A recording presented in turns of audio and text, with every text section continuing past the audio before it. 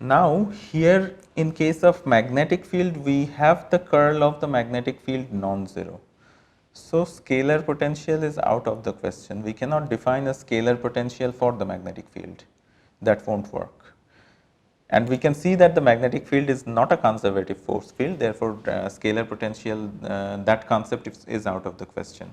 What we see is that the divergence of the magnetic field is 0, and we know that if we have a vector given by curl of another vector, then the divergence of that will go to 0. We know that if we have a vector A and the curl of this vector gives us B, then divergence of B will always be 0 for any generic vectors A and B. B is not necessarily the magnetic field. Then can we define a scalar potential A in the context of, can we define a vector potential A in the concept of context of magnetic field, where the curl of this vector potential will give us the magnetic field? But what is the advantage of doing that? In the context of defining a scalar potential, we mentioned that instead of dealing with 3 components of a vector, with scalar potential we can just deal with 1 component. Here with vector potential we still have to deal with 3 components. What would be the advantage of doing something like that? Could there still be some advantage? Let us see how it works out. If we try doing this, try defining a vector potential corresponding to the magnetic field, and the curl of that vector potential will give us the magnetic field itself, then how do we define this vector potential and how does it help us at all?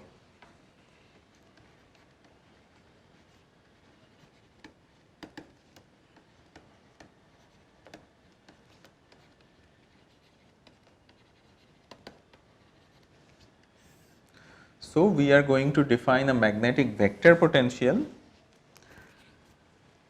and magnetic vector potential would be defined as we have discussed in this way.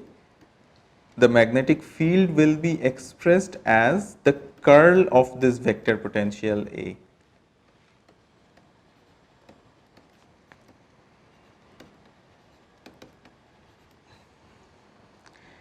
And if we have that, can we also make, can we ensure that the divergence of A goes to 0?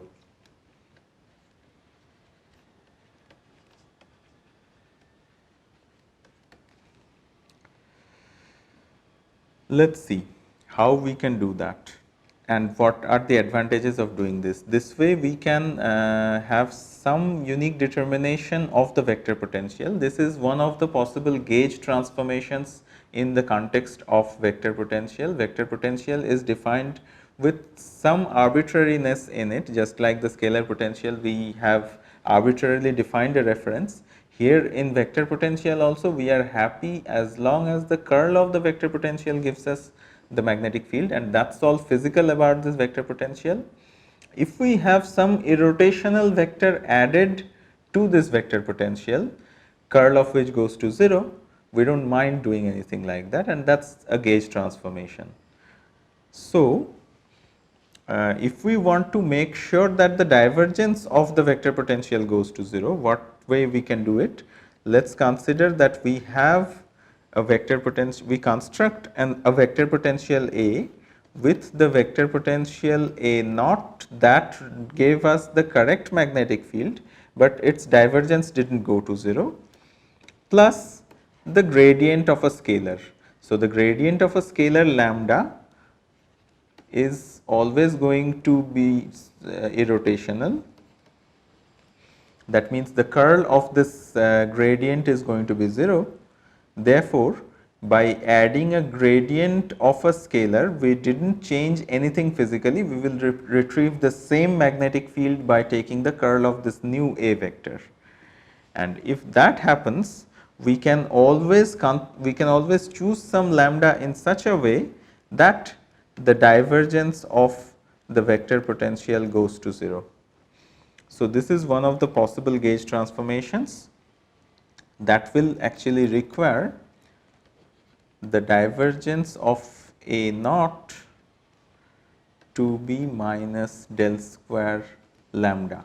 We choose lambda this way so that this condition is satisfied, and when we take the curl of the vector potential, that is curl of the old vector potential before any gauge transformation, because curl of the gradient of lambda is always 0.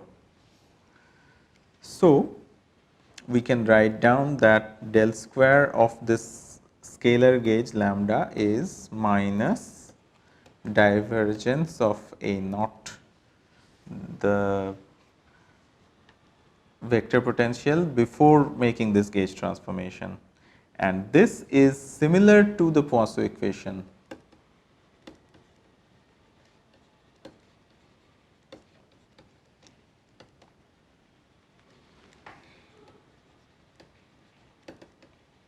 In the context of electrostatics, we had the Poisson equation as del square V equals minus rho over epsilon naught, rho being the volume charge density.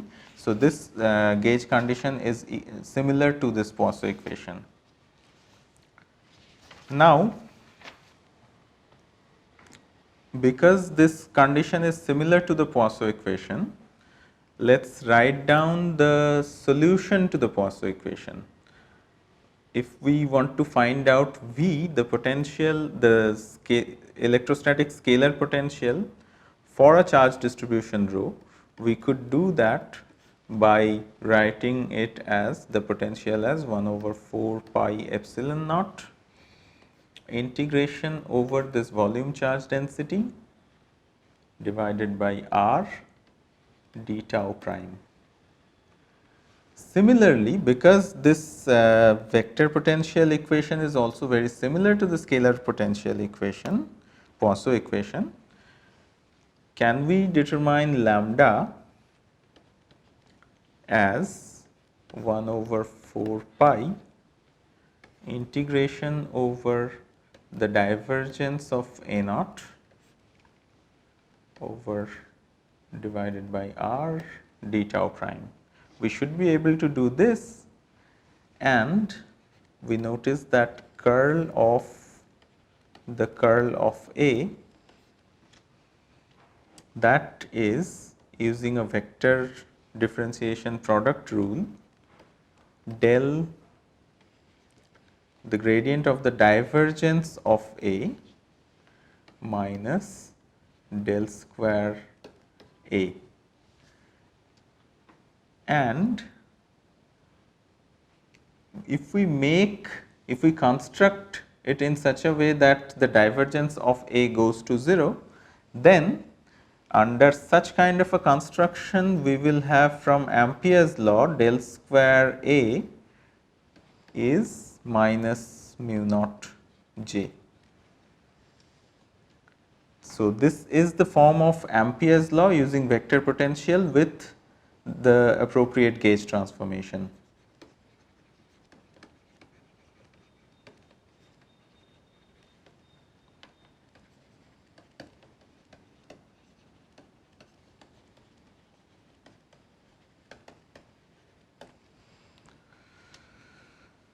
So, having this, we can then find out, this equation is also similar to Poisson equation.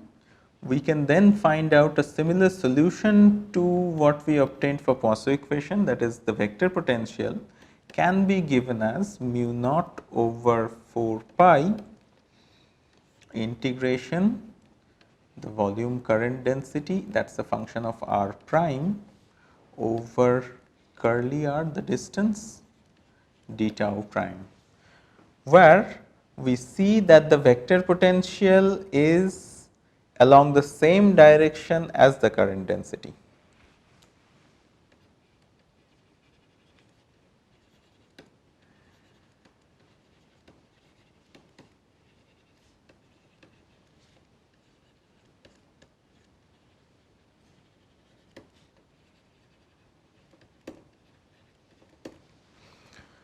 So, this is for volume current. If we consider a line current,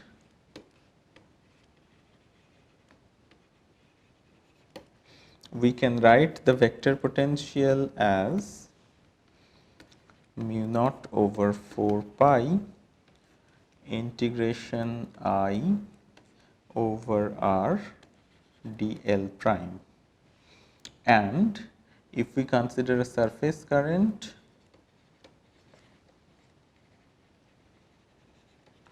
similarly we can write the vector potential A as mu naught over 4 pi integration k over curly r dA prime.